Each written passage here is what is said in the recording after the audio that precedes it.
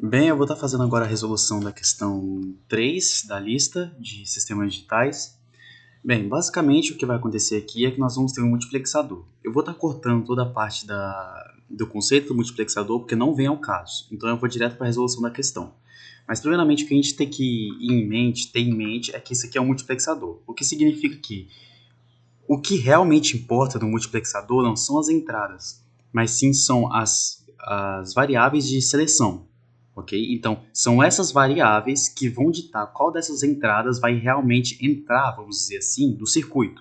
Ou seja, eu posso mandar sinais aqui, sinais aqui, sinais aqui. Se a sinalizadora mandar para E0, então quem vai sair é E0. Não importa E1, E2 e E3. Ou seja, quem manda no circuito inteiro de um multiplexador vai ser as variáveis de sinalização, que vai ser a C0 e a C1.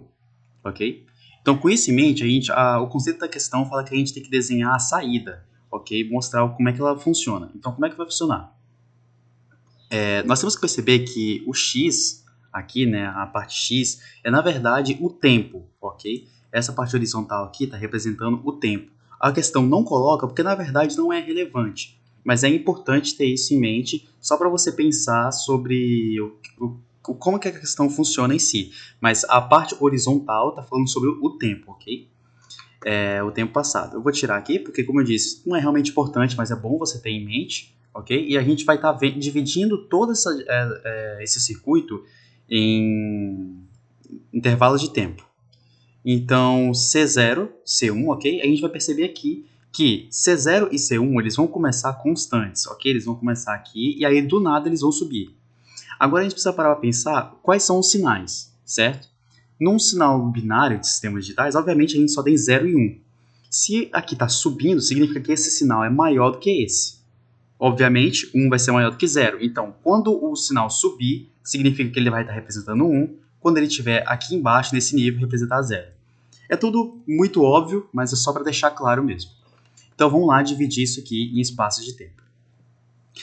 Aí, nós vamos dividir essa questão em espaços de tempo em que ocorrem modificações no sinal. Ou seja, ela começou constante, aqui modificou. Então, a gente vai estar fazendo uma pequena barrinha aqui, certo? Com essa sinalização. E agora a gente vai estar marcando qual é o sinal que está sendo representado aqui. Ficou um pouquinho difícil de ver, mas então é um 0 aqui, certo? 0, 0. A gente percebe que aqui está mandando o endereço 0, 0, 0. Tá, então o que isso significa? Isso significa que C1, C0 vai ser igual a 0, 0. E essa é a representação binária do número 0. Ok? Porque aqui a gente tem a entrada 0, a entrada 1, a entrada 2 e a entrada 3. Como eu tenho duas variáveis sinalizadoras, se eu fizer a tabela verdade dessas duas variáveis, ok? Eu vou dar 0, 0, 0, 1, 1, 0, 1, 1, que vai ser exatamente a representação de 0, 1, 2 e 3, ok? Eu não vou fazer a tabela verdade aqui porque é muito tranquilo, dá para fazer aí. Mas vamos lá. A gente tem que C1, C0 vai ser 0, 0, ok? Que vai representar 0. Ou seja, nesse momento aqui, nesse espaço de tempo, quem está saindo vai ser E0, ok? E, ou seja, nós vamos imitar o comportamento de E0 até esse ponto. Então, eu vou pegar aqui a saída. A gente percebe que em E0 ela vai estar subindo, e aí ela vai estar fazendo aqui a direita e pronto, parou. Aqui parou, porque vai ser um próximo intervalo de tempo, ok? Que nós vamos ter que analisar. Então vamos lá. Agora eu vou fazer aqui em outra cor o próximo intervalo de tempo. E só para deixar ainda mais claro, eu tenho aqui o E0, certo? Só comparar, o E0 vai estar subindo e ele vai estar vindo aqui e parando. Ok? Agora, nesse intervalo de tempo, o que é que está acontecendo? A gente vai ter 1, 1, certo? Aqui foi de 0 para 1, aqui foi de 0 para 1. No 1, 1, a gente vai fazer aqui agora. C1, C0 vai ser igual a 1, 1, que é igual a 3. Ou seja, a gente vai estar aqui no E3. A gente vai estar, de novo, imitando o comportamento da entrada 3. Ou seja, a saída, até esse intervalo de tempo, ela vai imitar o 3. Chegou aqui, ok, ocorreu uma variação. O 1 foi para o 0. Ou seja, a gente vai ter que calcular mais uma vez outro espaço de tempo. Eu vou estar marcando aqui com azul os espaços de tempo. Ok? Agora, nesse espaço de tempo aqui, o que nós temos? Que o 1 virou 0. O 1 virou 1. Aqui agora eu vou ter C1, C0 vai ser igual a 1, 0. 1, 0 vai ser igual a 2. Certo? Então agora nós vamos imitar E2. Em E2 vai estar continuando indo aqui em frente, vai estar constante. Então a gente vai continuar seguindo. Ok, parou. Porque aqui teve mais uma variação. Ok? Teve uma variação, então a gente parou. Agora a gente vai procurar o próximo intervalo de tempo, que vai ser aqui e aqui. Perceba que procurar o intervalo de tempo é o espaço em que teve a última variação, e aí você vai seguindo em frente e procura até a primeira variação. Ok? Teve uma variação, é o seu intervalo de tempo. Isso vai ficar cada vez mais claro conforme a gente for fazendo os intervalos de tempo. Ok? Então agora vamos para mais uma. Aqui estava em 1, vai ficar 0. Aqui estava 0, subiu, vai ficar 1. Então agora a gente vai ter C1, C0, vai ser igual a 0, 1. 0, 1 vai ser 1. Então a gente vai estar imitando E1. Nesse intervalo de tempo, E1 vai estar constante aqui em 1. Ela vai estar continuando seguindo em frente. Ok, parou. Agora nós vamos para o próximo intervalo de tempo. Eu vou colocar aqui em roxo para diferenciar um pouquinho as cores. Só para deixar claro, eu estou colocando C1 e C0 aqui, porque por conveniência em sistemas digitais, o maior índice é aquele que está mais à esquerda. E a gente vai querer que o bit mais significativo, obviamente, fique aqui na esquerda, certo? Lembrando que o bit mais significativo é o que está na esquerda, ok?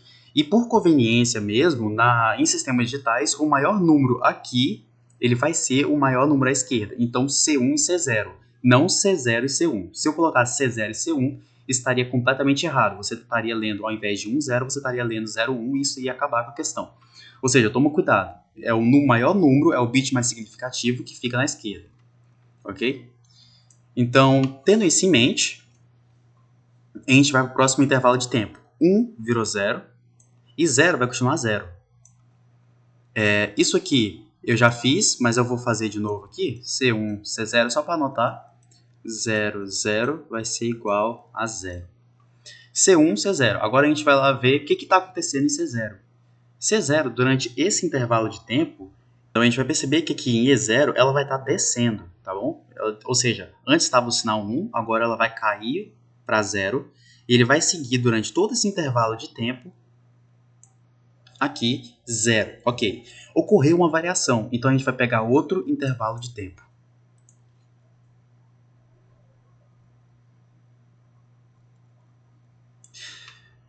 Fizemos um intervalo de tempo, agora vamos calcular de novo. De 0 vai para 1.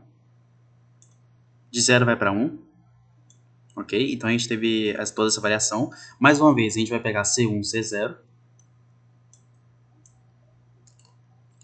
Que vai ser 1, 1. 1, 1 é 3. Vamos ver o que acontece aqui em E3. Durante esse intervalo de tempo, E3 vai continuar no 0. Ou seja, aqui. O E3, para caso não tenham visto, está aqui. Então imitamos E3. Ocorreu uma variação. Antes estava em 1, aqui desceu para 0. O C0 vai descer para 0. Ou seja, vamos anotar aqui 0, enquanto o C1 vai estar anotando em 1. A gente vai correr aqui, ocorreu outra variação. Então a gente vai ter mais um intervalo de tempo. Passou esse intervalo aqui, vamos analisar de novo. Nós temos que o C1 vai ser 1, certo? Então já vamos anotar aqui. O C1, C0 vai ser igual a 1, 0. 1, 0 vai ser igual a 2. 1, 0 vai ser igual a 2, certo? Agora a gente vai, mais uma vez, anotar o que está acontecendo em E2. E2, durante esse intervalo de tempo, ele vai estar aqui, ó, em 0. Então a gente vai continuar em 0. Chegamos aqui, podia estar um pouquinho mais retinho, mas é a vida, né? Vai estar aqui em E0. Chegamos no intervalo de tempo final. Ocorreu uma variação aqui, ocorreu uma variação aqui. E aqui, obviamente, vai ser o final do nosso intervalo de tempo, porque é o final do circuito em si. né? Então vamos ver o que aconteceu aqui. O que estava em 1 foi para 0, o que estava em 0 foi para 1. Então o nosso último intervalo de tempo será o seguinte: C1, C0 vai ser igual a 0, 1. 0, 1 é 1. Então vamos imitar agora E1. E1, durante esse intervalo de tempo, vai estar subindo e continuando constante durante o 1. Ou seja, vamos subir para 1 e assim a gente completa a resolução dessa questão. Ou seja, é só basicamente seguir a direção que as variáveis selecionadoras vão estar levando a gente.